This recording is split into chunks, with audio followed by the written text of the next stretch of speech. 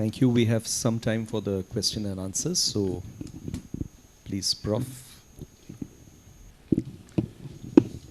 Thank you very much for taking the time to come and share your thoughts with us.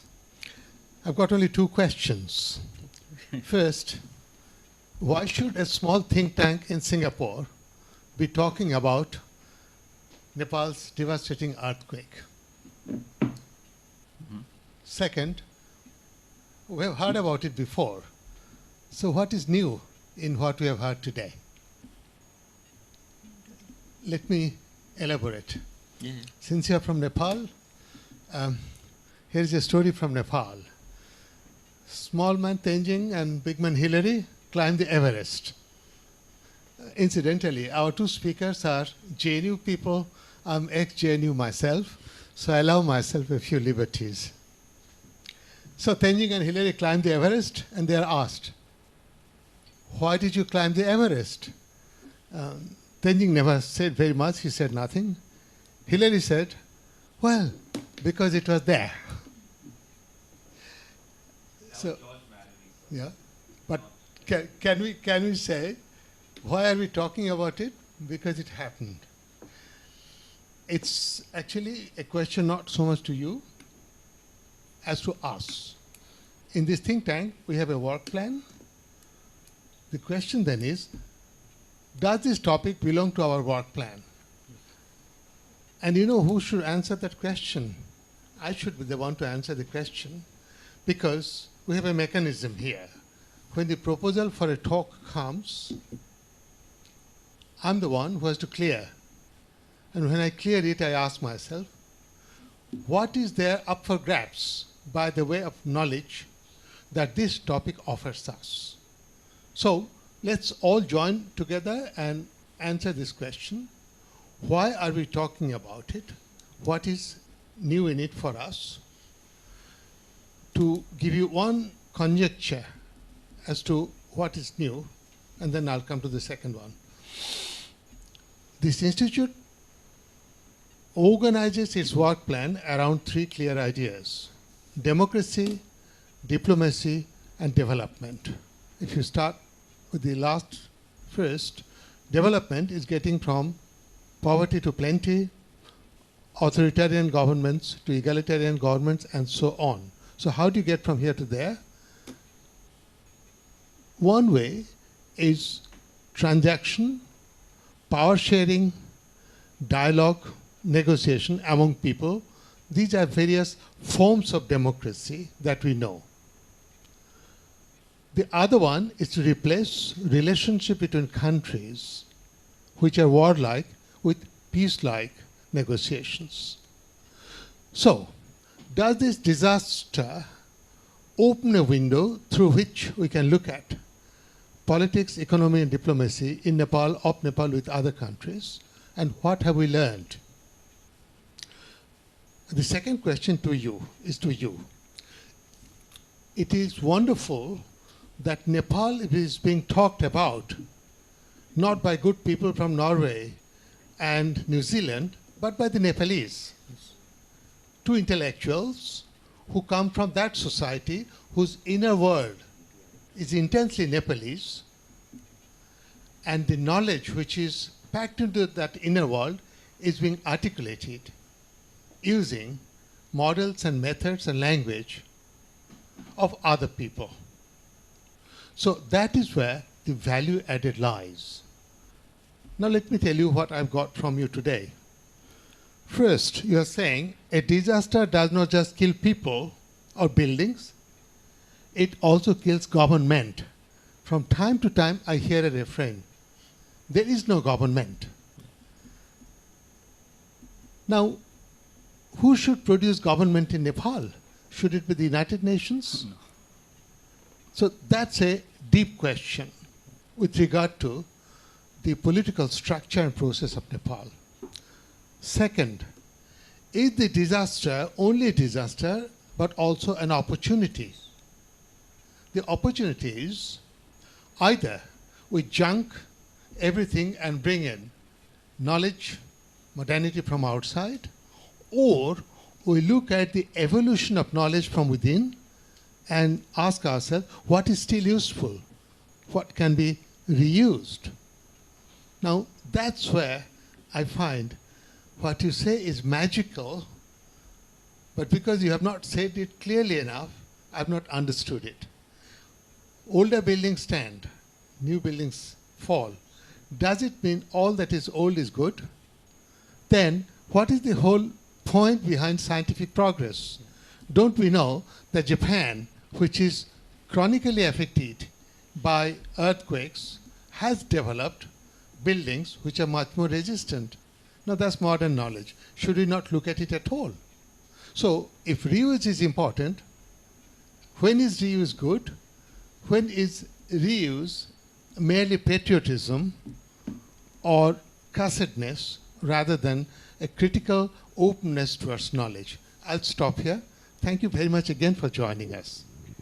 Maybe I'll request the speakers to respond to Professor Mitra's observations and questions first, and then we can collect questions, other questions from other people.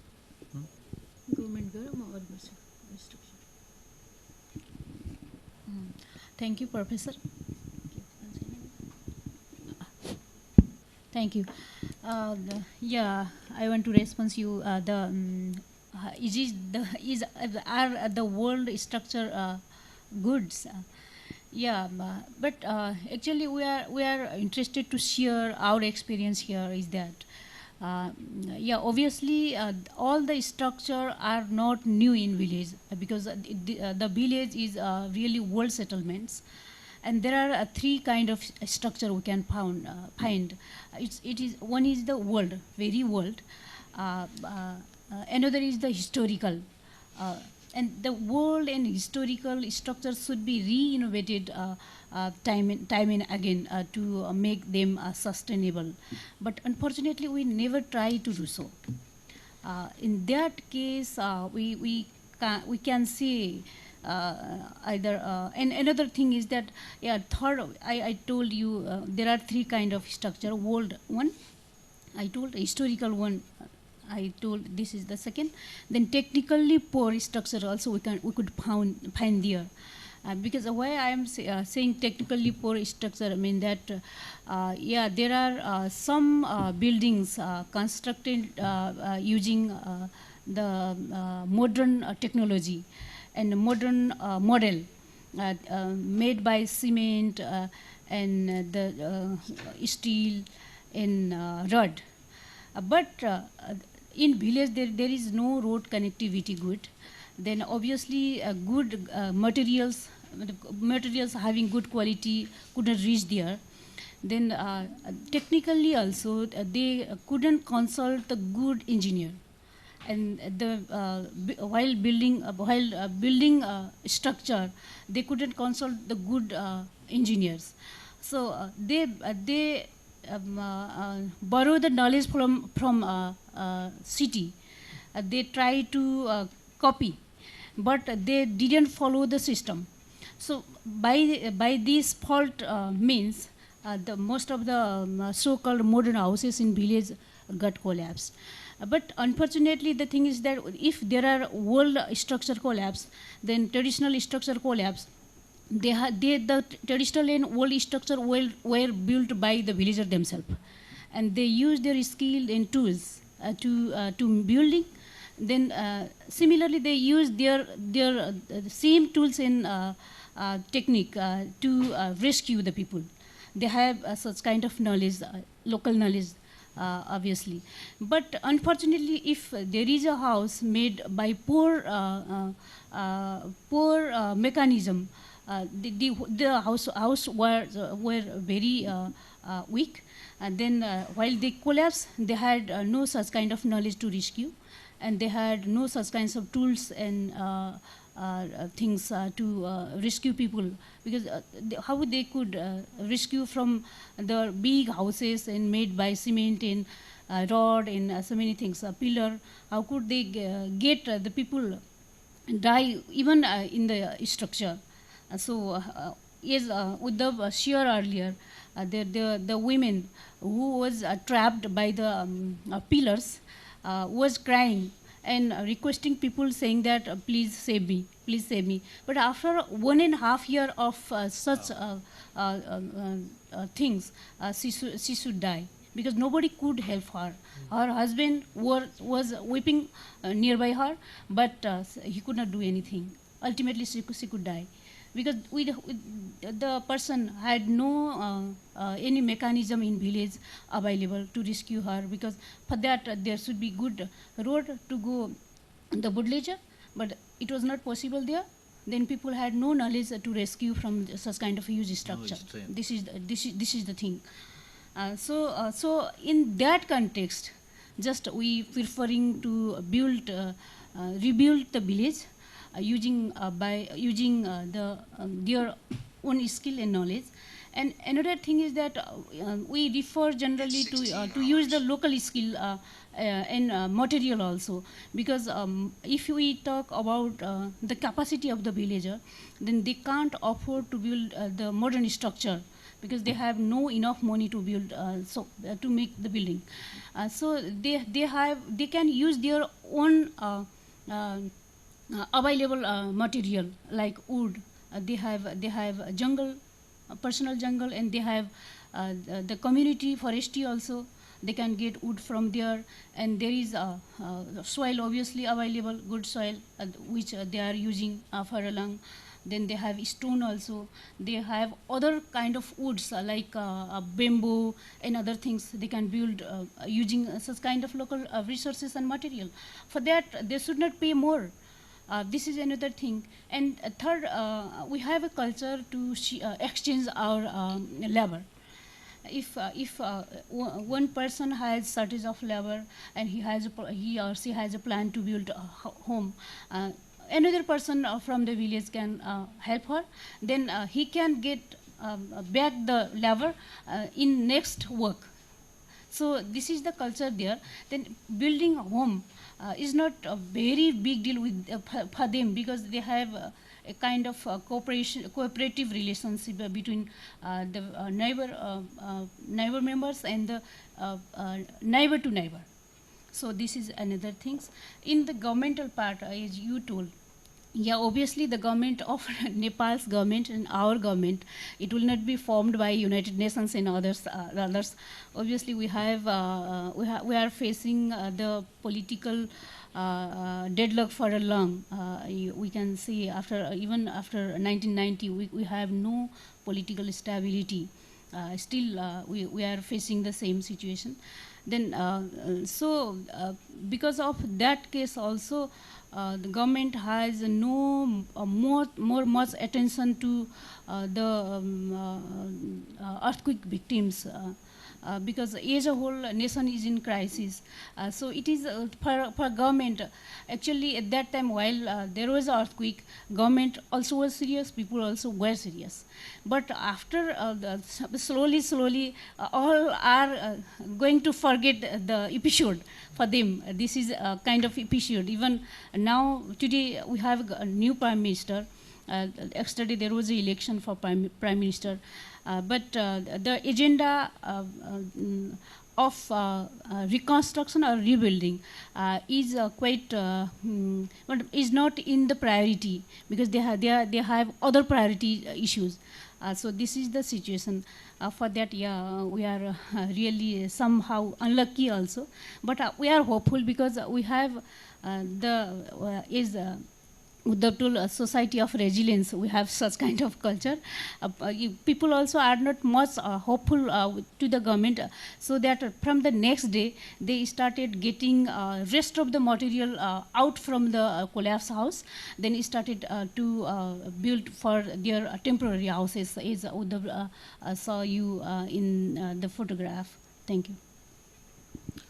So I think a bit clear you could sense nowadays. We are not against this new technology, but given the circumstances he has narrated, even today, in the name of rebuilding, government has assured 200,000. That means maybe 2,500 Singapore dollar. And out of that, what could be the structure? And they have to reuse their material. They can't go beyond, like, yeah, and the socio-psychological factor over there in the village. On the one hand, we could witness these kind of structural arrangements so that they could cope with easily.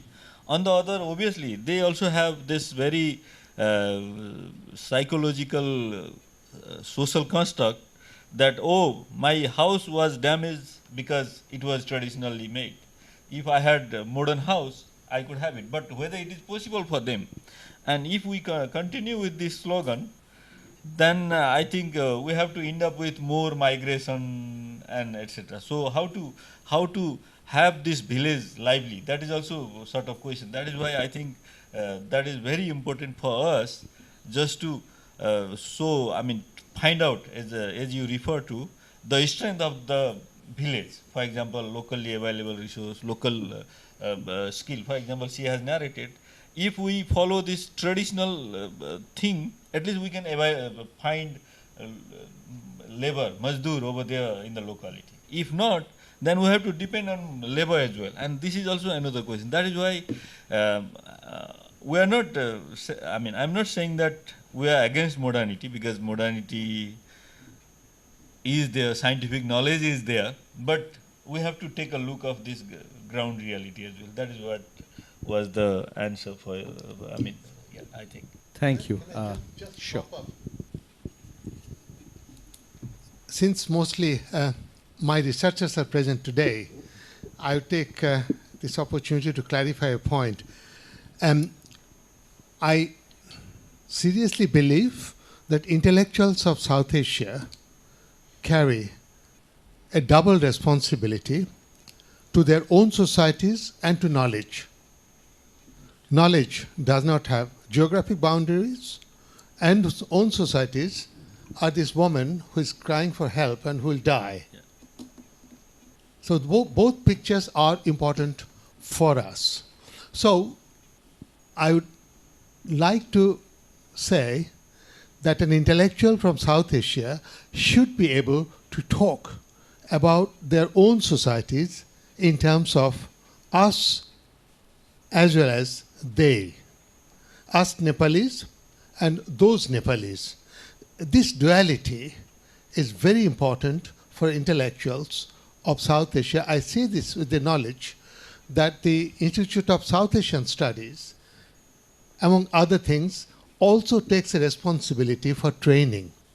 We are constantly training ourselves to produce a knowledge which is critical and reflexive. It imports knowledge produced in the Western world, applies it, and when it doesn't work, it looks inwards to see where is the value added of reflexivity, of being in resonance with one's own society.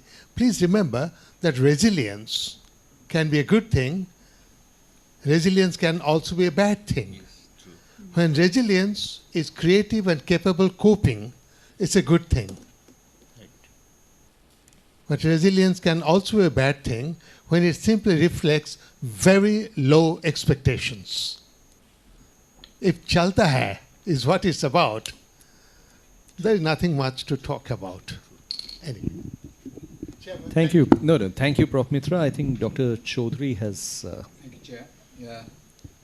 Thank you. My name is Iftikhar Chaudhary. I'm a fellow here, but I'm originally from Bangladesh, which, as you know, is also a disaster-prone country. And when the earthquake happened, of course, all our hearts went out to you. My question derives from two comments that both speakers made. You, Professor Parakal, spoke about the problems of relating relating to India in terms of blockades, etc. And you said, Professor Dr. Adhikari, you spoke about a deadlock in the government and the fact that the new government has other priorities, and which you said was a sad thing, but it is the truth. Of course, Prime Minister Oli's new priority is, first of all, he wants to see the constitution really established in that sense, and secondly, to make up the differences with India. We also know that yesterday there was a telephonic conversation between between Prime Minister Modi and KP Oli. Now, from what I know of KP Oli, he has been known to be a very outspoken person. I mean, in Nepalese, you say Oli ka goli, and bullets from bullets from Oli, and he was very critical in the days when it was almost certain that he was going to be elected prime minister.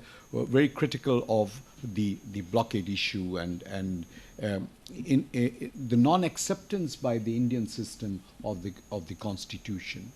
Now, do you think that there is a possibility, now I'm asking this of you as political scientists, possibility that this problem with India, which is almost structural in the sense that India doesn't see it in her perceived self-interest to endorse the new constitution. So there's a huge gap between the United Marxist-Leninists and the Indians in particular. I'm not talking of the Nepali Congress or this thing, but certainly the government and the Indians.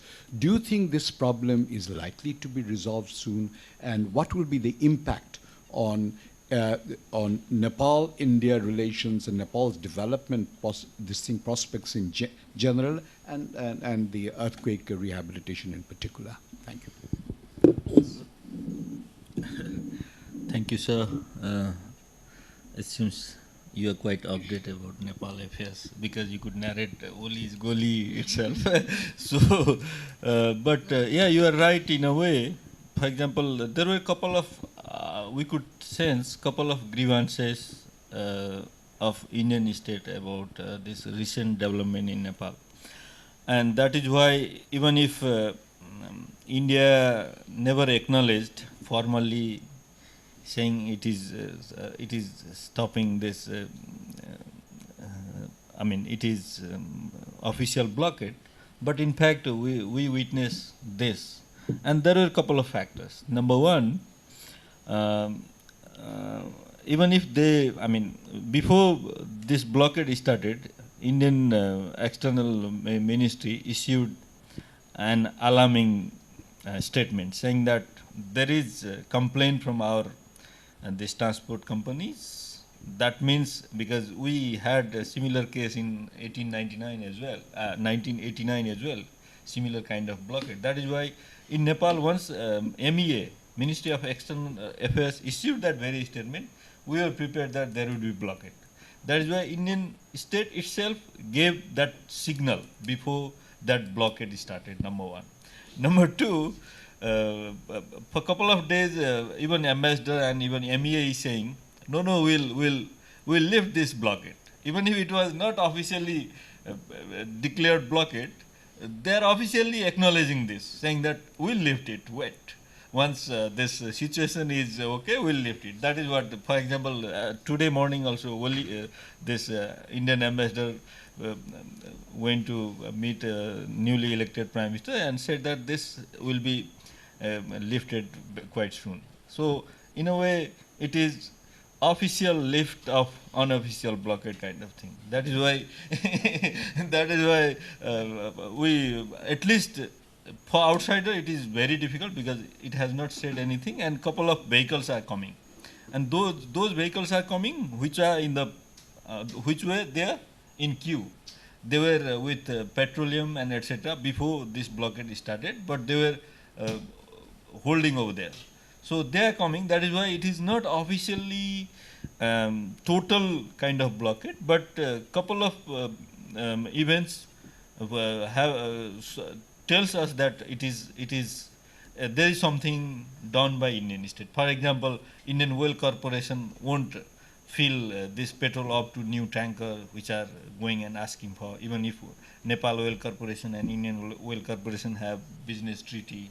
That is why Nepal Oil Corporation is discussing whether they can go to the court complaining this compensation because it was business treaty. So there are a couple of events happening, and there were a couple of reservations. For example, you have narrated, it is not, I think, due to the relation with KP Oli and or CPN UML and India, I think India had couple of, couple of issues to show its reservation. Number one, the alliance you could see today, and earlier it was with Nepali Congress. Now Nepali Congress is out.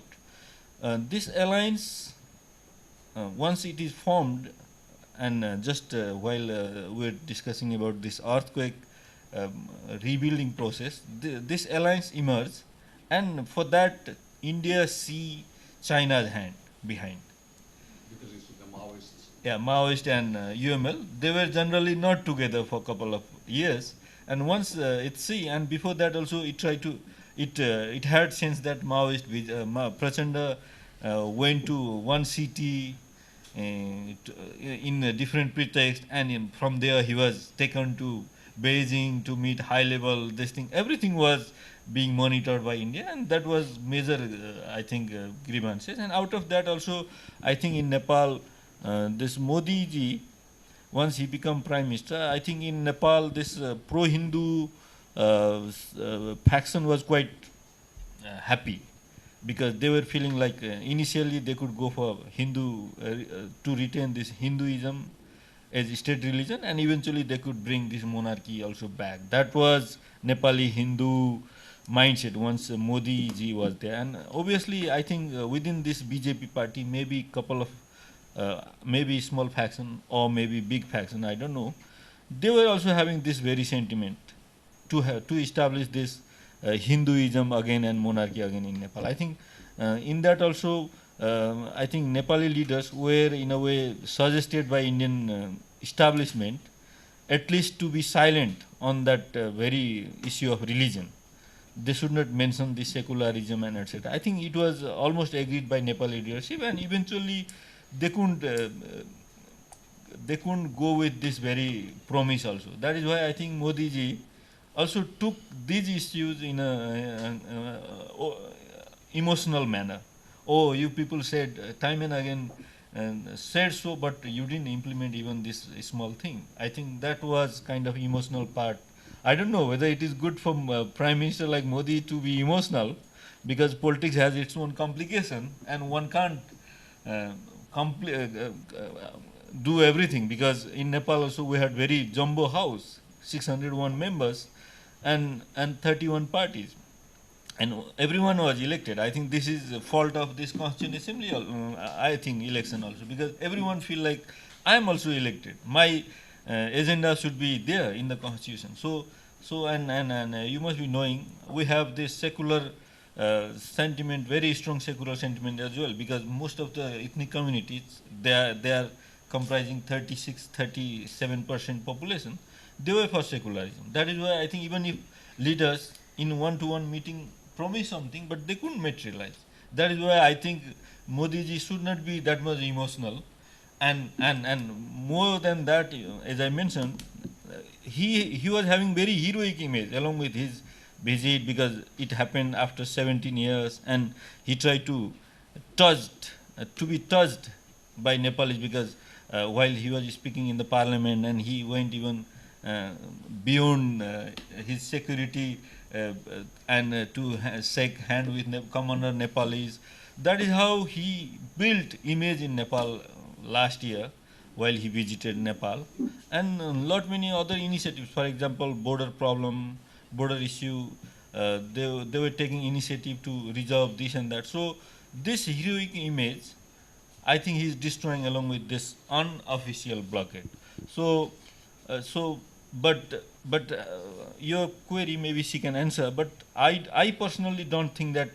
Yes, he didn't acknowledge Constitution even if it was promulgated. But now I think within minute, 3-4 minutes, once Oli was elected, we could read that he telephoned and congratulated.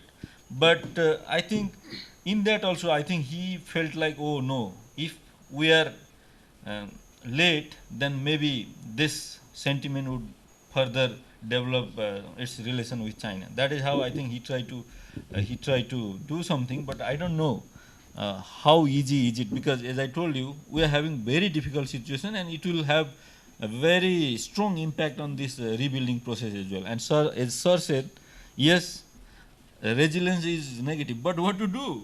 Because we don't have any possibilities, because government is nowhere.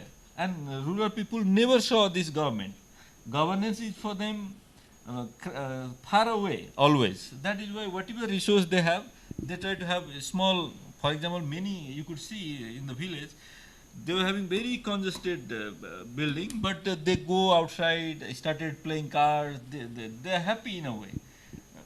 So that is, yeah, it is negative. We can't have this progress along with this resilience, but we have to see even their limitation is what to do. If they cry, for what? And if there is more cry, then more instability comes. That I think they know. And for example, even in this situation in Kathmandu, at least people have sort of tolerance. They started giving lift to those who are in search of vehicle, who are in search of petroleum. So in a way, this provides even opportunity as well. But resilience also is there. I don't know whether it is positive or negative. Thank you. I think we won't have time to continue this discussion for long. We probably have another 7 or 8 minutes. Surya, you had a query. So maybe Surya, and then we'll just round this up. Please.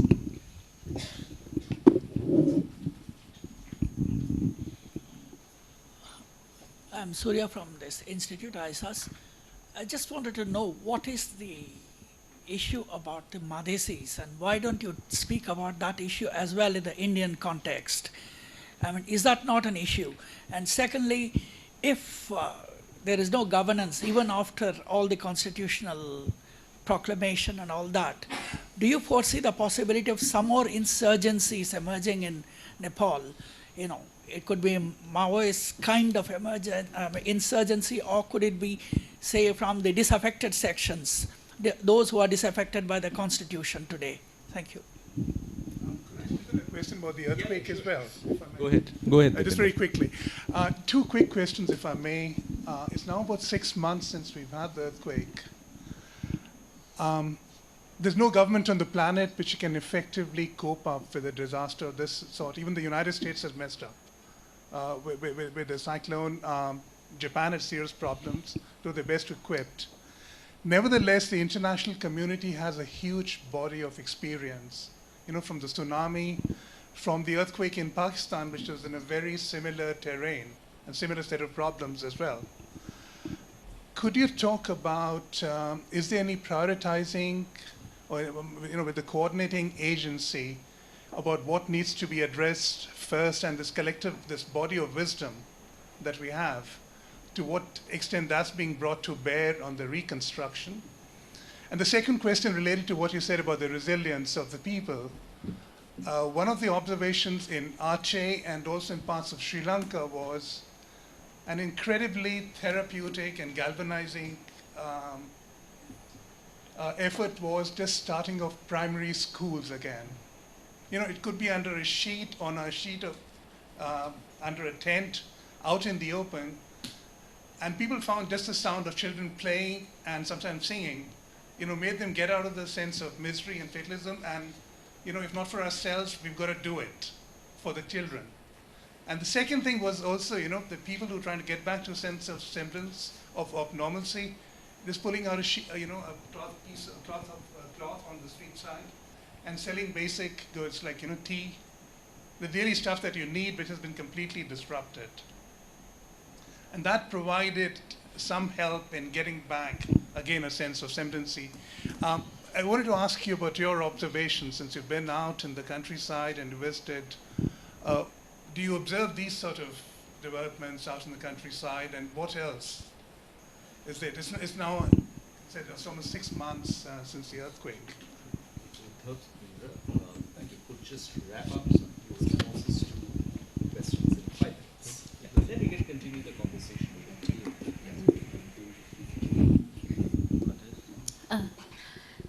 Thank you for question on Madhes.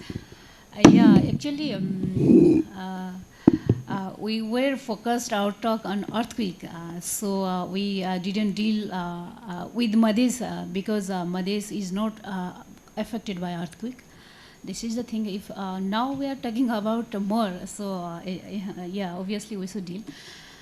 In Madhya, yeah, Madhyasis are not satisfied with the provision of new constitution, and the Madhyasis are one of the yeah. No one, yeah, I can say no one is satisfied with the constitution because it is the document of compromise. If four major forces made the constitutions, obviously 100% of the issues of one party could not be included. This is the things. Then Madhes is not satisfied accordingly. Obviously, it is also obvious they are not satisfied. But this is Madhesi's psychology also work a lot to create such kind of problem. Then on the other hand, the government represented by the so-called high class Hindu and Hilli people, they are also not much sensitive about the issues of Madhis because Madhesi have quite different issues than that of issues of other communities, such as citizenship problem. Madhis has citizenship problem. This is quite different than that of other communities. And they have also the psychological things that should be also kind of accommodated by, or they should be at least convinced by other ruling groups. But this could not be happened during the constitution making process. Before constitution promulgation, they were in the agitation demanding to address their specific demands. But they could not be paid more much attention by the government. But the thing is that, yeah, obviously Madhesi people were not satisfied, but their dissatisfactions could be addressed by the government. In between what was happening, the issues of Madhesi, 7 points issues were made by them. The same issues of same point India also imposed to the to other leaders to implement or to incorporate all the 7 issues of Madhes without including these issues in the constitution, or without addressing these issues in the constitution. You should not promulgate the constitution. For that, you should stop the constitution promulgation process for a week or more. In between, you can negotiate with the Madhes. Then only after addressing the Madhes, you should go for promulgation. It was kind of pushy order of the Indian government. Then in between, Woli's Dut, envoy of Mr. Woli, went to the Kathmandu. Kathmandu, sorry, envoy of Modi went to the Kathmandu, then talked to government and other parties involved in the government. Then his issues were passed to the persons. But this was the time that the government have already decided to promulgate the date and time, and President was invited to promulgate the constitution. So it was the last moment. The other party also were not ready to pay much attention to the envoy because it was not possible. It was already fixed. So after the government, India government didn't was not very happy because of that case. Informally, the Modi also conveyed some sort of a message to some of the leaders saying that my representative was not paid much more attention that should be done.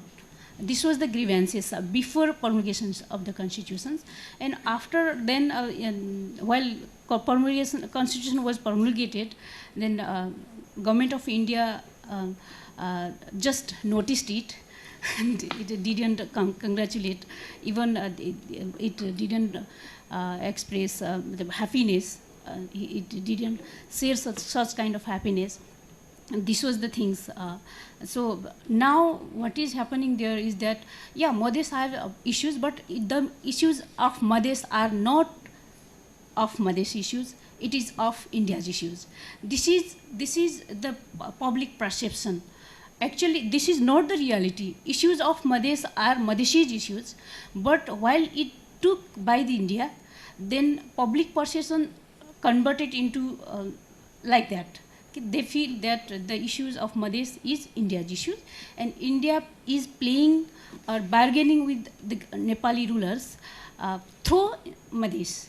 Then Madhesi peoples also, unfortunately, are not ready to go for negotiation, even to talk with this ruling elite in government, and they are really strict. If there should be negotiation, you should be flexible enough, at least to sit on the table. This is not the case, and they also provoke. They also protect the action of India, saying that this is not India's blockade. We are here in border, so India is not ready to take a risk sending their vehicle and their so many these things. Yeah, obviously, Madhes should be addressed, but it would be better if India is dealing with Nepal is a state, and there should be state-to-state relations, because India should not go with the community. It should deal with the state. This is only our view. Then a possible of insurgency you were talking about. Yeah, obviously in Madhes there are several insurgent groups active in Tarai. But such kind of dissatisfaction, obviously they will get much ground there, because youth of Madhes are not really happy with this. Then there are several other things to provoke them. So this is possible, but let's see how Woli or his team will deal with them. Then if you desire, rest thing Uddhav will think. Thank you. I'll just sum up in 2 minutes. Yes, that is how I think she has responded about Madhesh and India, because we are not discussing internal dynamics. Once he raised about India's response, so we just try to refer to, and obviously I could also firmly believe that, as I mentioned earlier, it is compromise document, and everyone is not happy. The happiness scale would be for some it is 0%, for some 50%, and I think it should be the Kathmandu elite should be the most unhappy, because by and large how they were portrayed, they were anti-secular, they were anti-federal, they were anti-democrat, even anti-republic.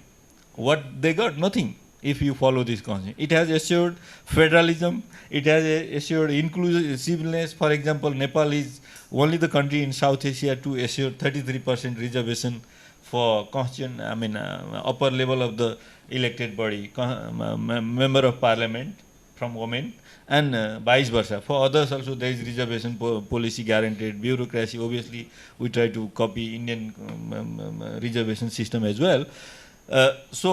But at least Madhes could acknowledge the fact that federalism was their demand, and that has been acknowledged, and they could even learn from India. For example, federalism is kind of innovation. India started with 15 or 13, and it has now 39. So you have rooms to moderate it or have it more or less, provided you assure it constitutionally, democratically. So I think that is what is our position. Compromise document, no one is happy, and some Madhesh agenda has been also included. But the problem is, as I told, PM Modi in India seems to be a bit emotional. That is why I think once a country like India support small ethnic group, then there is no room for Nepali state to deal with. That is why we try to even say that, oh, if we deal with India, Madhesh, India will deal Madhesh. And unfortunately, that is how Madhesh agenda is being sidelined, and I think Madhesh and Nepali should realize it is our Madhesh, it is our people we have to deal with. We should not just make Madhesh bargaining chips in India and vice versa. India should also not do. That is quite clear. And 1 minute, for example, you are very right to point out that you see, we also sense, we didn't have time to elaborate all things. For example, once there is this natural calamities, and the very vulnerable community would be the children. And if children are in that much vulnerable position, and parents also couldn't do things, that is why the first thing we had to start with was to have these school activities. That I think unless you do this, and this earthquake is more severe thing, for example, because and as we mentioned, there were many aftershocks. Then what child would do psychologically also, parent and child both have terror, this are terrified, and child would be just hanging on parents cloth or something like this. That is how they were emotional, they were affected psychologically. That is why in village also we also suggested, even we helped. For example, we gathered locals and just started using local material, bought some taps and started building a temporary learning center, and we tried to engage with children so that they could forget about this thing, they could free their parents and try to start new discourse with within their counterparts. So that thing even we try to copy, and there are a lot many literatures. Thank you for reminding. Even people started suggesting us that, oh, do it, and eventually it was very effective in our part as well. And co-opting mechanism, you see, it's very difficult for a hilly region. As you mentioned, you can't sell.